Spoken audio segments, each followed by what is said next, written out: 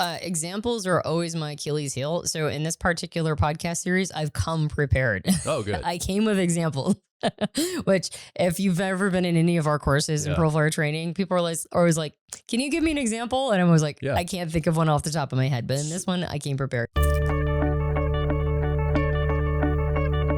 Hi, welcome back to the Personality Hacker Podcast. My name is Joel Mark Witt. And I'm Antonia Dodge. This week, we're continuing a short series that we're doing on, well, this is going to be a mouthful. Are you ready? The sixth cognitive function energy that's associated with the archetype of the witch cynics in our personalities. Yep, specifically for career. Specifically for career. I forgot that part. What in the world did I just mean by what I said, Antonia? I don't know. Land it for the layman or the layperson. What did I just say? That was a lot of marbles and nonsense. Yeah, that was a lot. So in the last episode, we laid the groundwork that argued for a case for why we would want to integrate. Well, this is going better than what I said. Keep going. I like it. Integrate our sixth cognitive function, our sixth function, and our personality type specifically for careers. Dang, that was so much better than I said. No, it wasn't. That was so much better. Yes, but yours was faster, which is always better. So if you want to understand what we mean by that, I highly recommend going back to the first episode in this series just last week and hear that case. We describe and explain what the sixth function is, how to figure out what it is for your personality type. Yeah. And we also talked about how it includes some of that energy, that what Dr. John Beebe calls the archetypal energy of the witch and the cynics. Okay, so two things. I'm going to talk about how to reverse engineer and find out what this is for you, because we are going to get to specific types today. Yes. So someone listening might be like, well, I wish you told me how to find what mine is so I could follow along. And then I'd like you to talk about just a few of the qualitative nature of this, just, the sixth function in general, archetypical energy, just so somebody has a few notes in case they didn't want to go and listen to the whole thing just to follow along today. I'll give the cliff notes of the first episode. So I'll just say this. There's a whole bunch of reason why. We gave the math on the last episode. But basically, if you want to know what we typically talk about just the first four functions here at Personality Hacker. We call it the car model. The car model. That's right.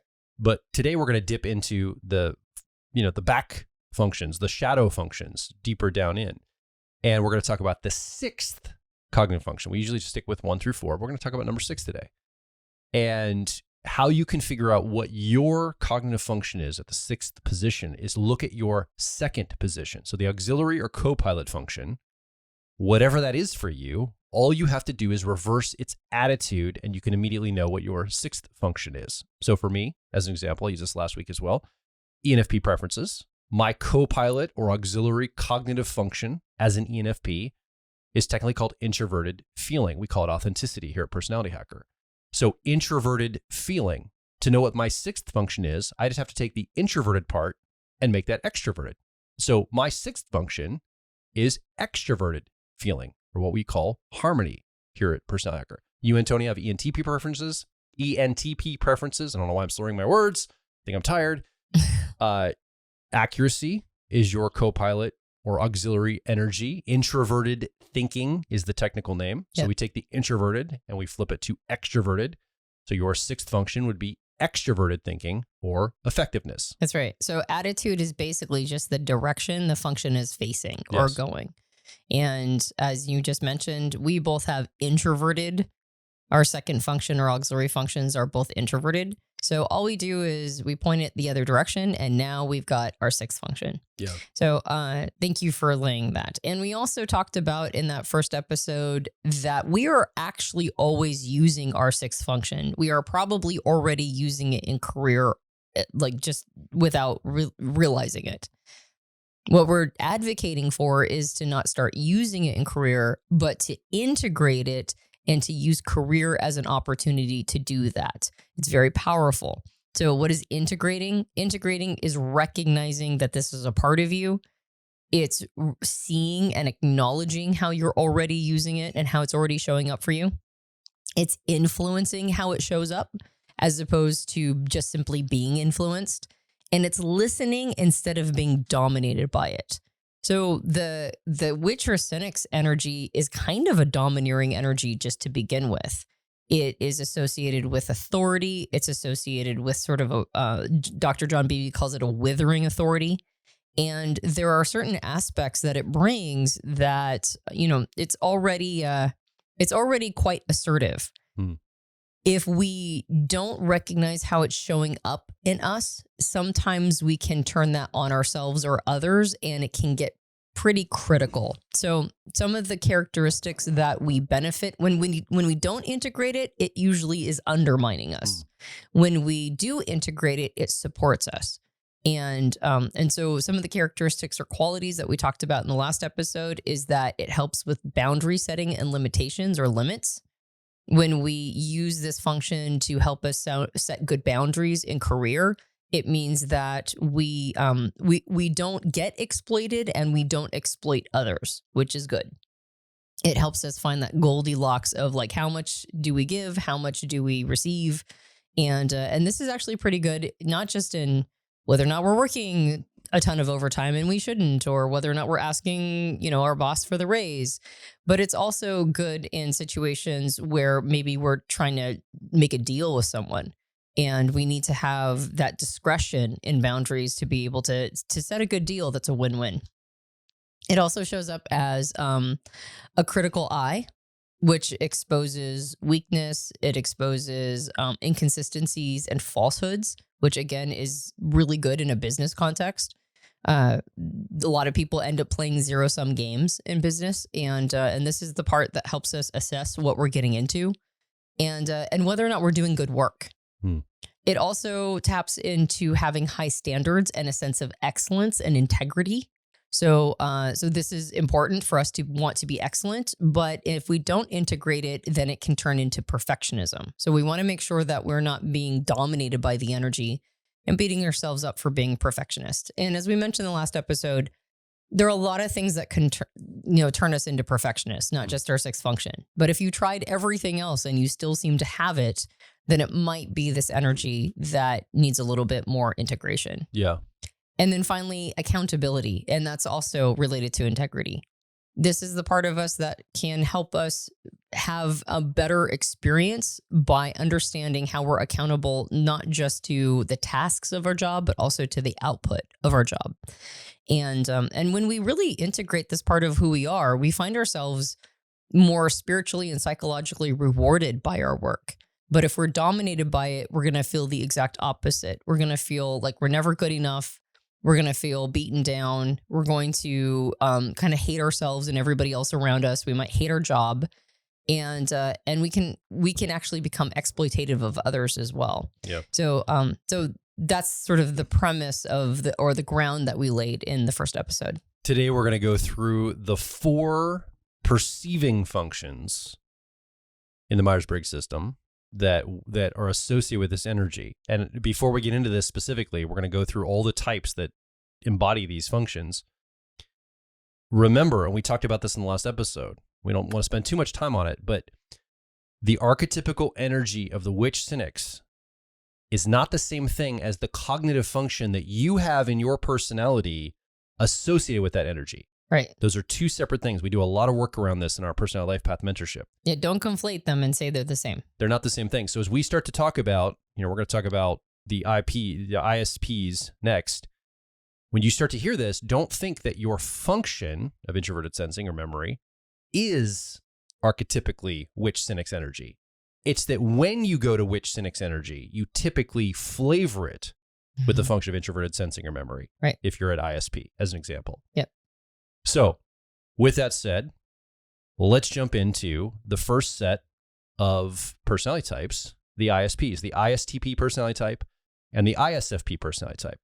Now we're going to the 6th function, the witch cynics energy for both of these personality types, which is introverted sensing. We've nicknamed this function memory. This is where the position is for the ISPs. Right. So let's talk about this, Antonia. Okay. If you're an ISP, how does this influence you? What are some things to be aware of? How does this show up?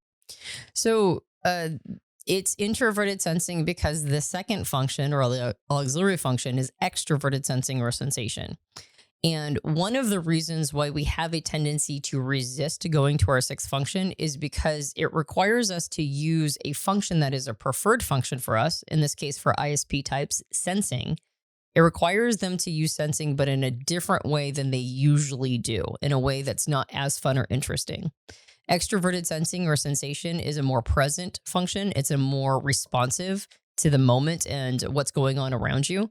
It's a lot more aware of its surroundings in a very real-time way, and it tends to respond and react quickly. So that's the preferred way for an ISP type to use sensing, is to be on the spot, to be a little bit more attuned to like getting into action. Introverted sensing or memory is it's a sensing function, so it's still about experiencing, which of course is what extroverted sensing or sensation is all about, is experiencing things in the moment. But it's more about processing. And this is a function that understands sort of distinctions over time. So you're processing these experiences, and you're also attuning to the details of how things used to be versus how they are now. So you're noticing a lot of details of change and how things change over time. So that's going to come up and be very helpful for ISP types in a business context. What it does is it helps ground them a little bit, and it gives them more of a through line of their business experience. It makes it so that things aren't just in the moment, but they might have been able to like lay tracks. It helps them, create a little bit more career capital by staying put in one place, or having sort of watched their career develop over time. So there's a short list of qualities and characteristics that an ISP type can tap into in order to integrate this part of who they are. So basically, it's like doing tasks that honor the sixth function is a part of how one integrates it.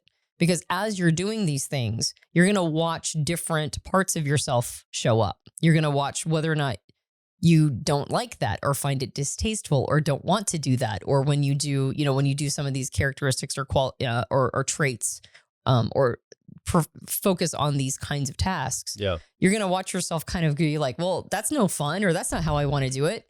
And you'll find yourself resisting it. So it's good to understand what you're looking for as a benchmark, or some of the characteristics or qualities that can come out, in order to rest into them and then observe how it actually increases your tool set.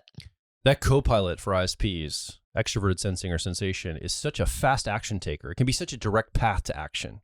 Like, I see it and I do it. Mm-hmm. It's not really creating a to-do list. It's just like initiation energy. It's like just getting into the action of it. And this is a superpower. Imagine as an ISP, like getting up and getting into action and moving. That generates energy. You get things done. You get them accomplished. And it can be hard to not, like, anytime there's something to do at work or your career, to tune into that energy. Like, why wouldn't you always lean on that? Mm-hmm. But there's a lot of environments where direct action is more challenging than what I would call paperwork action, right? Where there's more of a procedure, a process. Maybe you have to interoperate between other people who've come before, other things that have already, existed. And you have to basically take action that's not as direct. Maybe it's more indirect action. Yeah. And this sixth function, what I hear you just, well, you haven't said this yet, but you're kind of setting us up for this, and we're getting into some of the details. Yeah. It's like, wow, imagine in the work environment, all the times when, oh crap, I forgot to file that thing, or, oh no, I forgot to make sure I was matching the procedure that I was supposed to do to get the other thing done. I took direct action, but I didn't do all the, I'll call it quote unquote paperwork. It can be a challenge because so much of our work is knowledge-based work. Mm-hmm. So much of our work has to be tracked, and we have to, interoperate between so many large departments. Often when you're like at a desk job or things like this, or even if you're in a more active job, there's like paperwork that has to be, maybe you're in nursing, you still have to do a ton of paperwork and keep track of things. This really does give, I think, you in the business world an advantage to be able to tap into this energy. Yeah. Now, I'm glad you said all of that, because it reminded me to say, you're not using this function instead of your second function. You still want to be using it as an ISP type. You still want to be making sure that you're using extroverted sensing or sensation, if at all possible, in your work. So you already want to be leaning on your strength. You just want to add this to it. So I'm going to read kind of a list of different styles that an ISP type can infuse into their career, which will give them a lot of benefit. The first, you've already alluded to it just now, is process documentation and refinement. So basically, it means making sure that you have step-by-step processes for things, making sure that you maintain consistency and reduce errors because you're not just jumping in the moment, but you're actually kind of tracking things as they go over time. And that you're understanding good ways to onboard and train people. So that's the first one, is use introverted sensing or memory as a sixth function to tap into your ability to sort of maintain consistency. And that goes into quality, which both ISP types care about. They care about the quality of their work, and this helps support high quality work. There's also the ability to draw on past experience for decision making. So sometimes when people have extroverted sensing or sensation, patterning can be difficult because every situation kind of looks like it's own situation. You sort of understand how each experience is different from each other. And so this allows, as opposed to needing to spot a pattern quickly, this allows you to just spot where you've seen it before. Right. And then what did we do then? And how did how did my decision from the past, how did that turn out? As opposed to having to, guess how it's going to happen in the future. How is this decision going to, I'm trying to run a simulation. I'm trying to see how it's going to happen in the future. And I have a little bit of that, but actually maybe the smart play is to just go, when did I do this before? Right. And what happened then? There's also long-term continuity planning. So, this is making sure that you have a mind towards sustainable growth, that you have a mind towards thinking beyond immediate trends. Right, that there's a longer timeline here, and you can see that you can pull a little bit from your introverted intuition or your perspectives, 10-year-old or tertiary, but introverted sensing or memory is right there to help you understand continuity and how these things play out on a longer timeline. There's also an ability to standardize performance metrics. So you have more consistency of performance, more quality control over time. So it's like if you standardize things and make everybody interface with them, then you're not dealing with rogue elements, including yourself. And then finally, having adaptive resilience. One of the things that introverted sensing or memory does is it makes it so that an organization can handle similar issues, like things that they've seen before, especially if they've been sort of hit by, bad time periods. And so what's nice is that if you have contingency plans and you understand that there's a need to be resilient, that you're not just showing up every day kind of expecting it to turn out the same, but it's actually that if you're tracking changes over time, you watch patterns to some extent. Like you watch that you maybe go through feast or famine cycles. Yeah. And those are the kinds of things that really help an ISP to not just deal with the matters of the day, but deal with matters over longer timelines. Yeah, I like this idea of, I think that ISPs, ISTPs and ISFPs have a lot of energy, and as they build career capital, they have identity that gets tied to it, right? With accuracy, introverted thinking, or authenticity, introverted feeling, their identity starts to, I'm a performer, I'm a writer, I'm a whatever they do, right? I'm a scientist, whatever their identity can be around. That can be part of building career capital. But what this gives you access to, not just the identity piece of career capital, this gives you, again, I keep calling it the paperwork of career capital. This is like the actual resume with the words on it that say, I did this from this time to this time. Right. I had this job. I had this responsibility. And it's sticking with and capturing and recording what you've done to build a legacy of your work life over time. Because I think ISPs tend to have a lot of energy and they can pivot and move quickly and sometimes maybe not stick with things for long. So this introverted sensing or memory can kind of be the through line for the different careers, the different opportunities, the different jobs you've had. Mm-hmm. It can tie it all together in like a nice timeline, if you will. Yep. So examples are always my Achilles heel. So in this particular podcast series, I've come prepared. Oh, good. I came with examples. Which, if you've ever been in any of our courses in Yeah. profile training, people are always like, can you give me an example? And I'm always like, Yeah. I can't think of one off the top of my head. But in this one, I came prepared. So there's two types, ISTP and ISFP. That means that we could maybe look at the qualitative nature of the sixth function a little different based on the type. Yeah. So if we talked about ISTP, what would that look like? What's an example of an ISTP using this function? So I've chosen the example of a craft brewer, somebody who maybe brews their own beer, right? Okay. Like a microbrew. And introverted sensing or memory could help in quality control by documenting, like maybe even meticulously documenting every brewing batch. And that means that subtle variations would be tracked and they could refine the process of how they're making it. And by referencing these records, right, the past records and all these subtle variations, the ISTP can ensure product consistency and then also develop a high quality standard that the brewery itself can maintain over time. So introverted sensing or memory would be how they make sure that each batch tastes the same, right? And that actually, as they're tracking it over time, the batch can get better, right? And then they can replicate it the next time. Because they got a standard That's right. to be able to pivot from. Exactly. What about ISFP? How would this maybe look for an ISFP? Well, an example could be like an ISFP marketing assistant noticing that previous campaigns achieved exceptional results. And so they might go back and look at the elements that contributed to the success of that campaign in the past, and then make sure that those elements are incorporated into whatever campaign they're working on right now.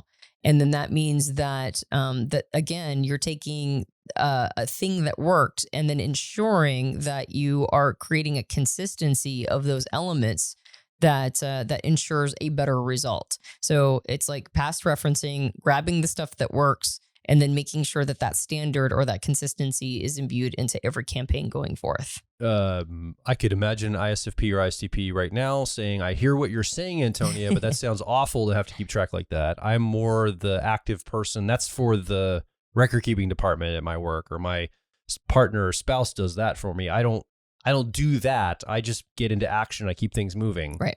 And I think about big ideas. Yep. So this sounds I'm sure an ISP is listening right now. That sounds like a nightmare. I don't want to do any of this.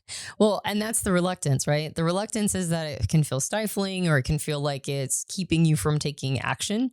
I mean, take for example, the brewer. It's like, well, what if I want to do something different with this, with this particular batch, or what if I want to continue to be like creative, and if I'm now having to, take all these notes and watch the differences and changes, then it's going to limit my ability to kind of be creative with it.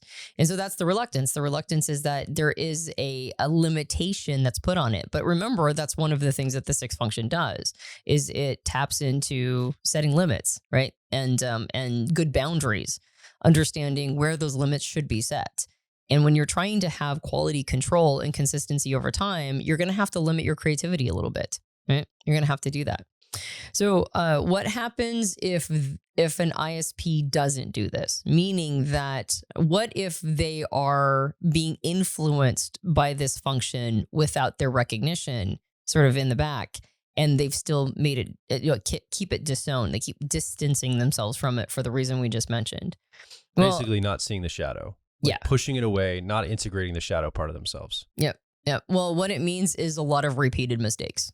That's really what it looks like. It looks like repeating mistakes over and over, being uncertain why, being less effective, missing details, things that are just kind of small but tend to add up over time, and maybe even having to sell yourself on a bit of hubris, right? Like not know whether or not you can handle something, but sell yourself as if you can, and then not be able to handle it because you actually don't have the experience or the history. So it's still showing up, right? This part of you is still coming up, and it might show up as a lot of uncertainty and doubt. It might show up as feeling like when something is not working out for you, that it's other people's fault, but it actually could just be your own lack of consistency. It could be your own lack of attention to detail. So let's talk about the next cognitive function. When we talk about the sixth energy, this which Sinix energy in the cognitive function stack, number 6. Let's tune into the ENTJ and ENFJ personalities, and let's focus in on the cognitive function of exploration, extroverted intuition, and this is the strength for us EPs or ENPs, I should say. But for ENFJs and ENTJs, they have this is their Witt six function. What does this look like? Like, how does this show up for them? And again, we're applying this toward career and business. And so EJ energy often is like in charge of things in the business and career world. Frequently. I've noticed, and I'm sure you listening right now have noticed this, is a lot of people in charge are EJ energy. So how's this showing up for them? Let's talk about the qualitative nature of extroverted intuition exploration. Okay. So the second function, or the auxiliary or co-pilot, is introverted intuition or perspectives. And that's a function that runs simulations and sees from lots of different perspectives, but also tries to vision into the future what's going on or what will be happening. And that's the preferred way that ENJs have for using their intuitive function. But there's extroverted intuition or exploration just sitting right there waiting for them to pay attention to it. And this function can come with a lot of rewards. Yeah. Again, it's not going to be the preferred, right? And we'll talk a little bit about some of the reluctance they might experience in it, but it is available to them and is yet another tool. Jonathan on our team calls this the bully function. Yes. He feels like extrovert intuition or exploration is specifically like a bullying energy. Right. And I'm like, what? But knowing he's an ENFJ, that we talked about the qualitative nature of the Witt energy as a withering authority. Yeah. That could feel maybe bullying. Yeah. Maybe that to him, it's interpreted very like it's like trying to command and control top down, like a bully would. This is a function that can be very persuasive too. Yeah. And it can be like really excitable and exciting. And sometimes it feels like in its desire to come up with a bunch of ideas, that persuasiveness can sound pretty assertive, right? And sometimes even aggressive. That said, this is going to influence ENJs whether they use it or not. But let's talk about ways that they can take hold of it. Again, listen as opposed to be dominated by the energy.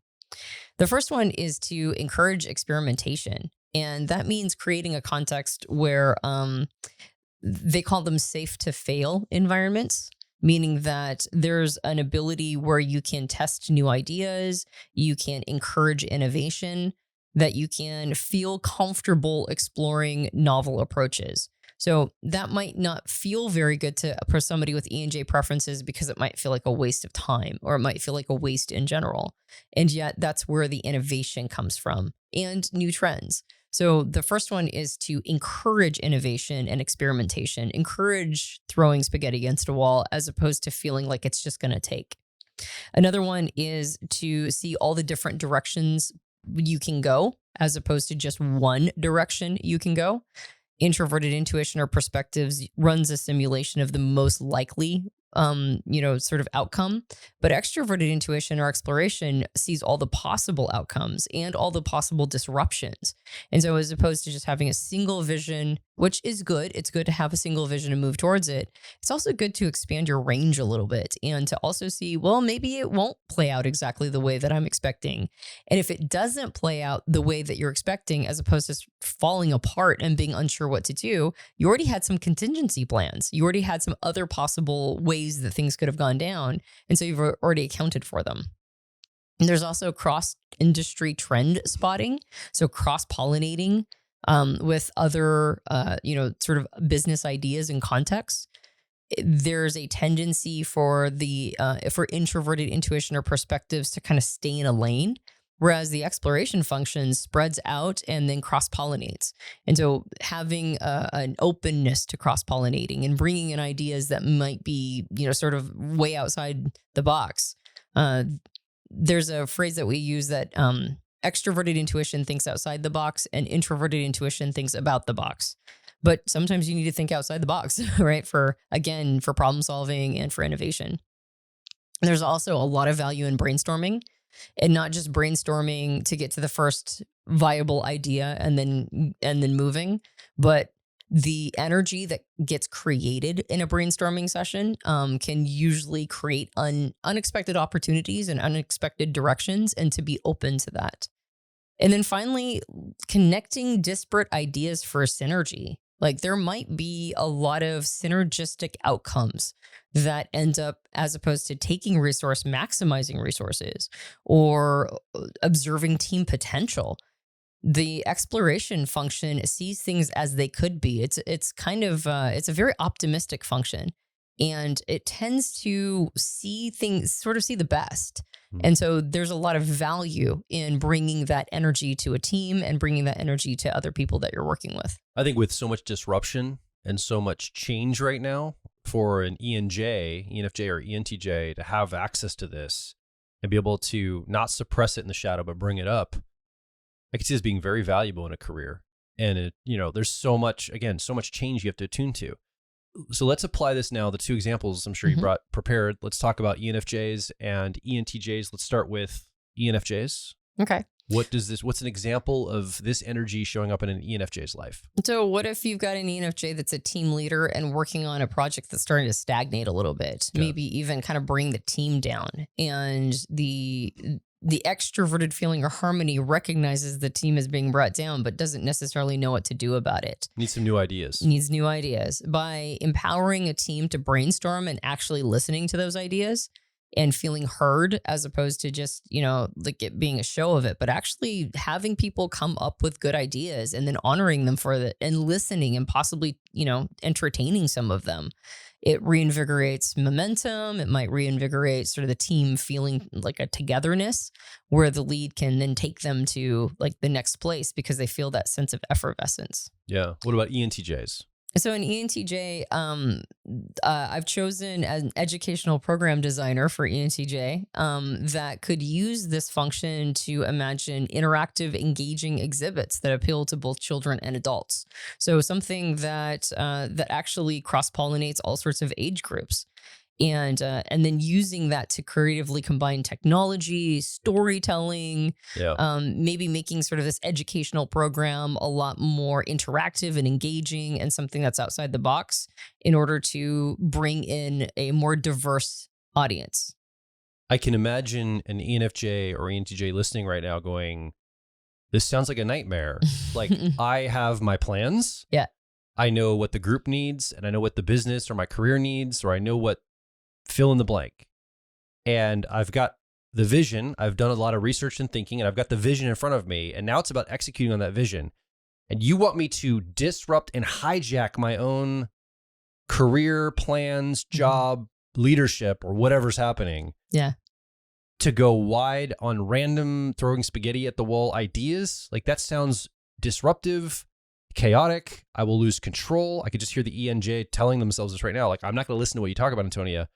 There's no value in this. Yeah. I mean, again, I'm being hyperbolic and I'm over dramatizing. Yeah. So there's going to be some resistance here potentially, and not want to integrate this part of the shadow. Yeah. ENJs usually see extroverted intuition as distracting or impractical. And so they usually don't invite a lot of it. Yeah. But if an ENJ is already using this function and they're already being influenced by it in a career context, and that could look like catastrophizing, or it could look like getting to the end of something that isn't working and then just getting almost desperate for any idea. So if you bring the timeline of using that function a little earlier, like in a conscientious or conscious way, then there's a lot of benefits that come from it. It's yet another tool. And particularly when an EJ is in a position of leadership, if they happen to be. Now, not every ENJ is, but if they happen to be, one of the things that the function brings the energy of is a team coming more alive. Like, it energizes people. This is an energizing function, and not just in getting things done, but also feeling like you've got a say, feeling like, you're inputting ideas, and that people care about what like what you've been brewing. And for team members, a lead that takes their ideas seriously or gives them an opportunity to say all of the ideas. Like, I mean, you're tapping a resource there of people who come day in and day out that might be seeing things that you're not seeing, spotting trends, spotting opportunities, spotting new innovations, or just ideas that you hadn't taken into consideration. So it's actually a wellspring of good things, right? Like that optimistic energy, that up feeling, that effervescence. And so even if you're not a big fan of using it for yourself, most people have at least a couple team members that really get activated by it. And so making sure that it's a part of your career And again, it's like sometimes life just doesn't let you run a clean simulation. Sometimes things get disrupted. And if you are unsure what to do, if you had this like perfect vision all set up and then it got derailed, there's an intuitive function right there waiting for you to use it in order to come up with new ideas, innovative ideas to pivot. But what I'm hearing you say too, though, or what we're both saying, but you're the primary one doing it, is that don't wait for it to be responsive, reactive. When everything goes bad, there's an opportunity to bring that way forward and have it be proactively involved in some of the ways that you do whatever, fill in the blank. Yeah, because when we're talking about a shadow function, if we're only using it when, things get real desperate, we are like, we haven't built the skill of integration. We haven't built the skill of inviting it in. We're still used to using it in a very sort of dogmatic way. We either push it away and don't see its value, or we use it in a very, like you said, Jonathan called it what? A bully. So that's the relationship we build with it. And not to pick on Jonathan, but I think we all kind of feel that way about our sixth function, is that like it feels like a bully. And that's very common. Yep. So if we can bring it a little earlier and then go, okay, so I do have this reactionary response to the function, but that might not be the function's fault. So how am I actually using it? Again, it's listening to it. It's recognizing how it's showing up already and how you respond to it when it shows up in a way that you're not expecting. Yeah. And then go, okay, that's me. That's my relationship to it. How do I build a better relationship with it early so that when I need it, when it's the right tool for the job, I'm not just autopilot or auto responding, pushing it away. I'm actually inviting it in and allowing it to, be effective in my life. All right, let's talk about extroverted sensing or sensation as a sixth function in the 8-function stack. So this is going to be the sixth cognitive function for all ESTJs and ESFJs. So the ESJs in the Myers-Briggs system. And we look at the co-pilot or auxiliary cognitive function for ESJs. It's introverted sensing. That's its technical name. Memory is the nickname we've given it. And so if you flip that introverted sensing to extroverted sensing at the sixth function, that's sensation. And that's how we get there. That's how the math works. What is this is a function that's got a lot of energy to it, a lot of vivaciousness, direct action. This is a really cool function. How does it show up for ESFJs and ESTJs? So it's just kind of like the opposite of ISP types that do have a preference for being in the moment. ESJs like things a little bit more predictable than that. They like the tried and true a little bit more. They like to notice details over time. They like tracking. That might not be their favorite thing, but it definitely makes them feel more safe. It makes them feel like they know what's going, as long as they can reference to what has happened before and they can watch themselves, have had built career capital over time, they feel good. Extroverted sensing or sensation requires a little bit more situational awareness. It requires you to be a little bit more reactive and responsive in the moment, which means that you can use it when things aren't going to plan. In the same way that ENJs can use extroverted intuition or exploration when their vision doesn't work out and maybe they can have a few more ideas as a plan B or C. When ESJ types aren't able to plan their environment the way they want, and something happens that's disruptive in their environment, this allows them to react and respond in real time. In a tangible, direct action way. Because the other part of them too, their tenure or tertiary is going to be extroverted intuition. That's going to be more ideation responsiveness. So like if new ideas are required, that part of them might show up. But if action is required, particularly direct action, this sixth function would become more important at that moment. Yep, exactly. And usually opportunities require us to jump on them immediately, to not wait on them, to not allow, I think a lot of times, and I would even say this as somebody who uses introverted sensing or memory as my fourth or inferior function. It's like sometimes I see an opportunity and I just assume it's going to wait for me. And I'm like, well, I'll figure out how to engage or interact with it. And then suddenly the opportunity is gone. Yeah, me too. So this is a function that helps ESJs jump on opportunities as they present themselves in the moment. So it encourages action over, sort of over the theory of it, over like, oh, that's an opportunity. So let's like study it and prepare for it and figure out what we're going to do. It's like, sometimes you just got to get to it right this moment. It also helps with on the ground leadership. As you mentioned before, EJ types, they tend to be in positions of responsibility. Not always, not all the time, but that's a tendency. They have a tendency to enjoy management, and extroverted sensing or sensation allows them to be more visible on the ground, more a part of the action. And so it allows them to, do things like boost morale, that people see them working with them, see them doing, leading by example, not just from an office. It also helps with immediate resolution of issues. So if you actually do have an emergency, or you do have something that's happening right now that was not predicted, that maybe you don't have a precedent for, maybe you haven't seen it before, sometimes you just have to take action and figure it out in the moment. So it allows that energy of taking care of things immediately and not allowing them to spiral out of control even bigger. So it's the function that helps you quickly identify urgent matters. If something's an emergency, you can go handle it. And then it also kind of promotes some healthy competition, right? It allows the challenge of the moment, goal setting in the moment, doing things immediate as opposed to over time. Extroverted sensing is also attuned to how people are experiencing you. So it allows for some healthy competition, but it also allows for a softening, an ability to present as a certain kind of character or persona, or the kind of person that engages with people in real life. And so that helps an ESJ type be aware of how people are experiencing them a little bit more, or at least understand a little bit more about how they're impacting and affecting their environment. So there's going to be a difference between how this shows up for each of the types, ESFJ or ESTJ.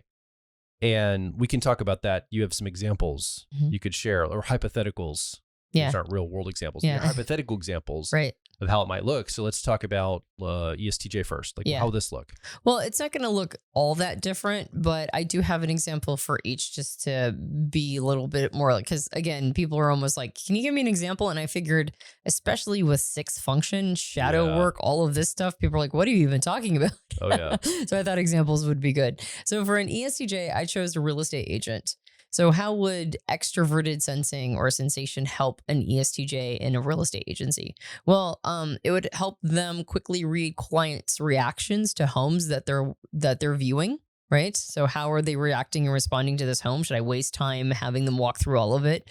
Now that we've driven up to the house, are they already open to it, or by reading body language? Oh, yeah. Or are they like not into this? And so maybe we shouldn't waste time doing this. Also the setting, kind of the physical environment and setting, the energy of the setting, and kind of how it looks and the look and feel of it. That could really help a real estate agent. Yep, exactly. And so do they need to adjust their sales pitch? Do they need to, talk about, making sure that they understand the client's unspoken preferences? Maybe their body language is communicating that. What are the things that are catching their eye? And how can we speed up decision making? Right. And go like, is this the home you want? Great. Let's close it. Right. So it might really assist somebody in that kind of context with, it's just speeding things up and closing things more efficiently. Well, let's talk about the real estate agents that are real. They're all ESFJs. Yeah. Right? No, okay. What's the example for ESFJ? Actually, I chose something different for them. I know. So for an ESFJ, let's talk about it like an event manager. Okay. So maybe they're overseeing a high profile event. And they're recognizing just little things like how things are set up are making it more difficult for the party goers to walk through a space. If it's like, no, we always have the table set up in a certain way, but then that makes it more difficult and awkward for you could call it the feng shui of the room, right? Like people are having difficulty navigating around. Then in the moment, extroverted sensing or sensation would jump in and just handle the situation, right? Like, okay, well, let's move it around. Let's take action. Let's make it so that it's a little nicer for the people who are actually at this event. And then it could also be like, quickly tuning into what people need to have a better experience. We already talked about ensuring smooth traffic flow, but it could also be like, where are we at with drinks? Where are we at with food? Are things coming out at the time that they need to, right? And then just being responsive and quickly responsive to making sure that everybody has a really good time. So actually, weirdly enough, I talked about resistances and reluctance about the other types. I actually see ESJs embracing the things you just talked about, those examples of kind of being attuned to the environment as a real estate agent or the party or the atmosphere. Usually, when you give the examples, I go, man, that's something I think the person would reject or push away if that was their sixth function. But these seem like these would be welcomed and very much beneficial. So it's interesting. I don't see a lot of resistance, maybe obviously here. Like I think somebody listening right now that has ESJ preference will go, yeah, I could totally see that. I could see the benefit of that. Yeah. So where's the darkness? Where's the shadow? What's the resistance? If it seems like on paper at least, this would totally work for an ESTJ or ESFJ, this energy, why would they possibly resist it with their shadow? Yeah. Well, sometimes this function feels impulsive. Okay. Sometimes it feels like you're getting away from a standard. So if there's a way that we've always done it before and it's always, like it feels like a shortcut. Okay. Yeah, exactly. I'm cutting corners. Mm-hmm. So if I do that, it makes the traffic flow, but I'm cutting corners and maybe it's going to collapse something bigger. Or maybe I'm communicating to the staff or my team that they are allowed to move things around quickly. And I really don't want to set that precedent, right? Yeah. It's like what you're doing is you're taking an action now and not thinking about how it's going to impact a long-term precedent. And so that can feel impulsive and it can feel a little irresponsible. And so that might be why there's a reluctance. Okay. But at the same time, there's also sometimes a need to be okay with that, right? And be okay, not worry about setting a precedent for eternity because you're changing things around to have a more efficient outcome. So it's a matter of recognizing that both, like it's still important to consider precedents, but also sometimes you just have to be flexible. Yeah. Anything else about this function before we move on? Yeah, well, so there's also the question of like what happens when an ESJ doesn't integrate, right? Like what's the missed opportunity if they don't integrate this part of themselves? Well, it means that when there are inefficiencies, when there are opportunities to improve things in the moment, when there are opportunities that can be jumped on, all of those will be missed. If there is a rigid insistence that things go just a certain way from your second function of introverted sensing or memory, or if there's just a desire to keep things at a certain tempo, no matter what's happening around you, you are going to miss opportunities. And so it will come out later when maybe things aren't going well, and then you're just taking wildly stabbing any action, kind of like an ENJ might do with extroverted intuition or exploration. But if you bring that flexibility a little earlier, if you bring a willingness to change things up a little bit earlier, then you're less likely to run into that later. So let's talk about the final function here today. We've talked about the three perceiving functions. We've left introverted intuition or perspectives till the very end. Now, this is going to be the sixth function for INFPs and INTPs in the Myers-Briggs system. So INPs are going to use this. And the reason why this is their sixth function, if you look at their co-pilot or auxiliary second function, both INTPs and INFPs use extroverted intuition or exploration as the way that they perceive their world. They move through the world this way. This is their parent function. This is the auxiliary co-pilot. You flip the attitude from extroverted intuition to introverted intuition for the sixth function for both of these types. So let's talk a little bit about what does this look like qualitatively for INFPs and INTPs to tune into the sixth function energy of perspectives or introverted intuition. So extroverted intuition or exploration is really good at in the moment, coming up with creative ideas in the moment. This is their co-pilot. Yeah, this is their strength. Yeah. And it's very optimistic and it's very, like, let's just try it, guys. Let's just see what will happen. Yeah. And wing it. Let's wing it and see what, or just like a willingness to take risks and chances. Yeah. This requires an INP to be a little more future paced. It requires them to, as opposed to just stab at things and try them and see what happens and be optimistic about the outcome, to actually envision an outcome and to see things with a more long-term perspective. So it's not just like following and pursuing interests. That's oftentimes what INPs are doing, is they're just following and pursuing their interests. This has more of a visioning into the future in order to commit to a single path. I was just talking to an INFP friend, colleague of mine, who is in a situation right now in their career where they committed to a work relationship, but they didn't run the simulation far enough into the future. They just like, yeah, let's figure it out. Let's just do it. Mm-hmm. And unfortunately, they created a dynamic where it's pulling way too much on them. Like they're working, it's kind of like an open-ended kind of retainer experience. Right. And they're just working and working and working, and they don't have a lot of good boundaries because they didn't realize where this was going to go. They just got excited about the opportunity, but they didn't look at the long timeline of what was going to be required of them. And now they're having to reevaluate. Right. And basically look at the timeline and go, okay, where's this going to head if I keep down this road? Yeah. But it's coming in now months later after the arrangement's already been made. Right. That's a great example because that shows the need for boundary setting and limitations. And introverted intuition or perspectives helps an INP with that, with boundary setting. Well, but from the INFP standpoint, just getting the opportunity and getting carbonated and going for it, that's like the first step of growth often. Right. Right. Like don't just sit and wait, get into action, make things happen, try things. And so that's good advice. But now what the sixth function can come in to help with is when you try something and you get yourself into a, oh no, you can start to weave that in to run simulations to see, is this a good opportunity for me too? Not just an opportunity I need to take action on. Exactly. So the first one that I'd like to mention is developing future-oriented strategies that make sure that today's actions build towards tomorrow's goals. Yeah. And so it's not just taking opportunity, although that's good. It's also like, okay, now I also have to make sure that it's part of my long-term strategy. And it's a phase. It's like phase 1, phase 2. Because if you skip straight to this before you start getting into a lot of actions, you might talk yourself out of the growth for yourself as an INP. Right. This is not about staying with, say, the 10-year-old or tertiary of introverted sensing or memory, right? None of this, even though those are similar functions, none of this is about, it's actually about not skipping your second function and going to your third. It's using your second function and then also using your sixth function to support it. That's actually the dynamic. So I'm glad you mentioned that.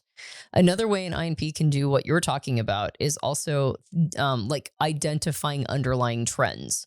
So in certain cases, it's about staying ahead of trends, being proactive, keeping people, like kind of watching for what's coming down the line and making sure that your efforts are in alignment with that, but also your company's efforts are. Like you can watch underlying trends in your own industry and make sure that you're ahead of the game while you're also coming up with creative ideas on how to do that. Remember, you're not abandoning your second function. You're just bringing your sixth function in. It's very important. Right. Very much. And I'm glad that you mentioned it in this one because you can kind of see how those work in conjunction with each other for INPs a lot. It's also about encouraging purpose-driven thinking. So it's not just pursuing interests and not just pursuing like the thing that's capturing your attention, but it's also a drive for like, well, what's the meaning of everything I'm doing anyway?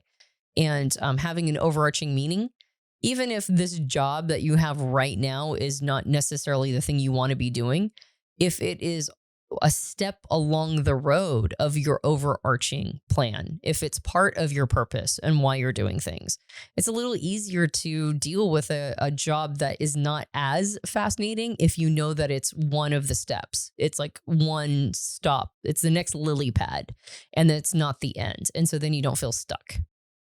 And there's also an ability to adapt to unforeseen changes. So while extroverted intuition is the ability to see lots of different potentials and to be flexible in this way, if you have unforeseen changes, but you prepare an organization for all of those potentials. So it's not just having an idea ready, but it's actually preparing, right? It's like it's getting ready just in case you have to go to plan B. That's part of how introverted intuition comes in, right? It's not just going like, well, we'll have an idea when we get there. It's like, well, let's prepare for plan B just in case. And then you've got, you've got some flexibility there as well. Yeah.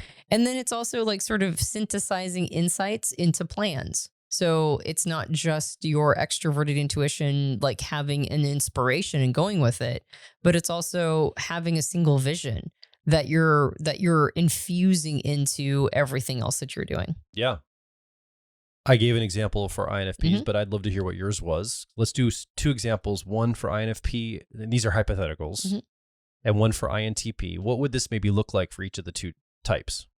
Yeah, so I chose a graphic designer for an INFP and how using introverted intuition would help for branding, right? Branding projects so that you understand what the client's missions and values are, what they want to, ultimately communicate. The symbols to The use. symbols to use, exactly. Yeah. And combining all of those insights into emerging design trends. So it's like it's marrying the company and what they stand for with also how your what your design aesthetic is, but also where the design aesthetic is going.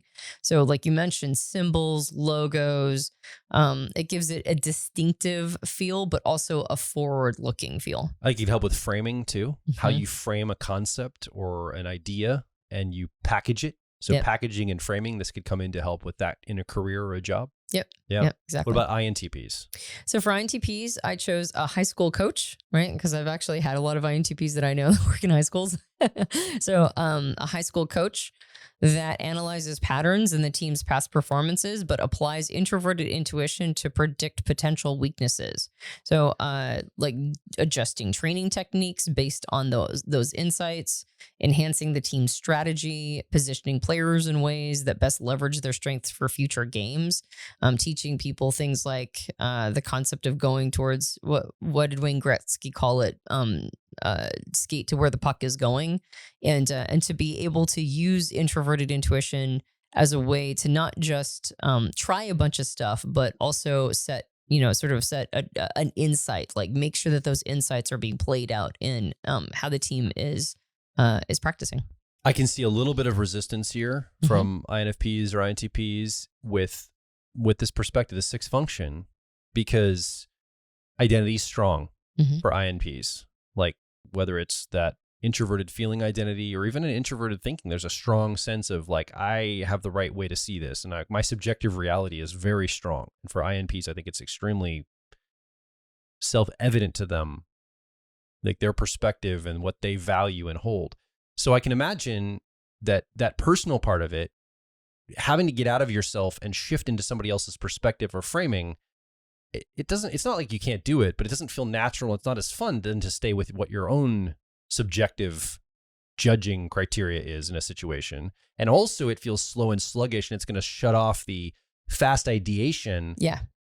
It feels like you have to commit to it more. Yes. And the fast ideation with your co-pilot or auxiliary function feels more fun and more carbonated, and it's so much more available and it's more playful. And this feels more serious, and I feel sluggish and slow, and I feel like I have to commit to something. And I think that's going to be a resistance for INTPs and INFPs. Yeah, well, it means that you can't just endlessly ideate, or you can't endlessly, test iterate. It's like at some point you have to ship.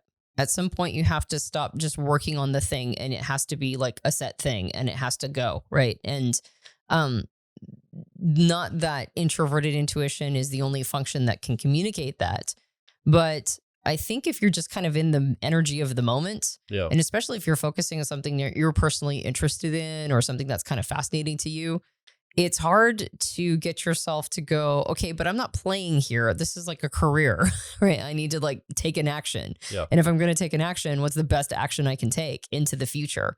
And maybe I need to, I've had friends who have had trouble putting projects forward because it means that they have to stop retooling it. You have to pick one frame and stick with it. That's right. They have to pick one thing and stick with it and just kind of go with it. And so the reluctance is, like you mentioned, the reluctance is that you end up, it feels like you're limiting yourself, but actually you're setting yourself up to get the fruits of your labor. Yeah. And that's the important thing. And then if an INP doesn't do this, right, if they don't listen to this part of themselves and choose to disown and ignore it, what they end up doing is they end up finding the world passing them by.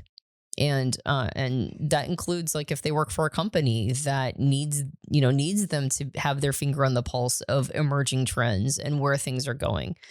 It's the bitter pill to swallow for NP types to all of a sudden be irrelevant, right? And to go, wait, I thought I was forever young and I guess I'm irrelevant now. And now this is the direction everything's going. And without any introverted intuition that said, yeah, actually that's how things happen, right? Things pass you by and you have to look into the future on how things are changing. And you can't just sort of be interested in what you're interested in right now. You actually have to set yourself up for something stable that goes in, like that you build now, and then you get the fruits of your labor, later, then an INP might find themselves in a pretty bad situation where they might be the most creative person in the world, but they're not getting any of the rewards of that. So what we're talking about here is pretty detailed Mm-hmm. and advanced material. And I think you listening right now can handle it fine. We had some question marks in the day, like, can people handle going all the way into the 8 function shadow material? And while there is a bunch to see here, don't freak out if it's like way over, like if you're having trouble holding on to some of these ideas and you're like, man, I just figured out what my 4-letter code is.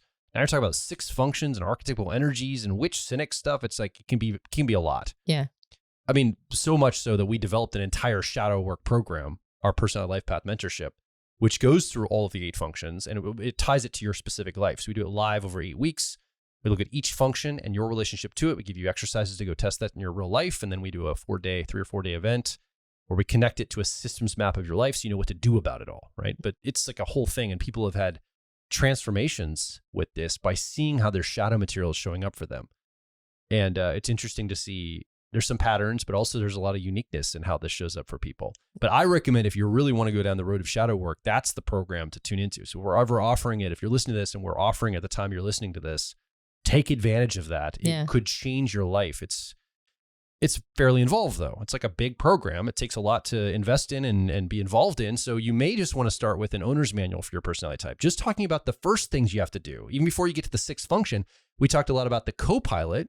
I mean, that's the starting place for a lot of people to start developing that. That's a translator between some of the best parts of who you are and some of the uncertain parts of yourself. And it can be a great avenue for growth, just like we talked about with the IP types in this episode here, INTP and INFP just a minute ago, when I said, just getting into that alone is a big step. And then you're asking them to go into the 6th function afterward. Right. So clearly you're on a timeline of development in your life. Don't skip steps. You don't need to jump to the 6th function if you're not ready for it. You can do with what you have available to you right now and start there. So if you're interested in that starting place, again, head over to personalityhacker.com, get the owner's manual for your personality type. It'll show you how to get into flow, work on that co-pilot, get out of trauma looping, deal with your personality grips and what your aspiration would be. There's a how to build an ideal day exercise in there, so you can take your type and start to connect it to a real practical way of living your day-to-day. It's a fantastic place. Again, and while you're there at personalityhacker.com, getting your owner's manual for your personality type, leave a comment or ask a question or share your story under this episode. We want to hear what's coming up for you. It's been me and Antonia here. You haven't had a microphone, but we'd love to hear what's coming up as you're tuning in. Maybe you're one of the types we just covered and you have one of these functions as your 6th function.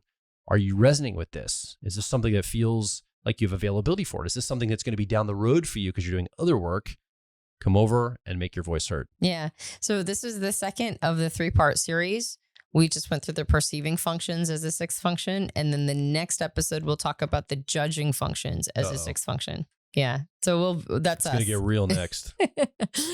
Actually, I think it's easier to talk about the judging functions as a 6th function for career. So we probably, it was good for us to do this one first. Well, let's wrap this blessing up and get to that one. And I do want to make a mention, and I'm so glad you mentioned, or you said it earlier, Joel, it's this is not a replacement for your 2nd or auxiliary function. Yeah. This is a support for it. So in career, you want to already be using your auxiliary or co-pilot function. And this is part of what supports that, as opposed to undermining it. Because again, you're using it no matter what. Is it something that you're aware of and you're using it to beautify all of it? Or is it something you're unaware of and it's kind of messing you up? So that's a good thing to remember too, before we get to the 3rd one.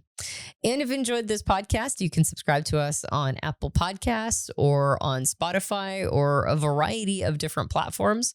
If you leave a rating and review on Apple Podcasts, that helps me out a lot psychologically and emotionally, because then I know people are actually listening and they're enjoying it, and we can keep going because I'm not all dystamic and sad.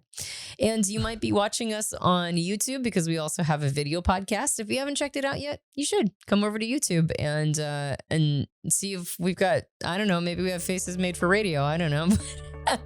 But we do have a podcast that you can watch if that is your preference. And then you can also leave a comment, ask a question there, and then like, subscribe, and hit the bell for future episodes. My name is Joel Mark Witt. And I'm Antonia Dodge. And we'll talk with you on the next Personality Hacker Podcast.